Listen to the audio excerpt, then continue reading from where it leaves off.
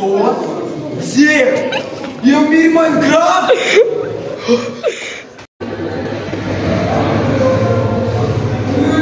Есть первое дерево! Сейчас открою инвентарь. Так, топорики есть, кирка есть и даже меч. Отлично. Надо сделать дом, либо пойти в шахту. Что же надо выбрать? Мне кажется, пойти в шахту. Да, хорошее место.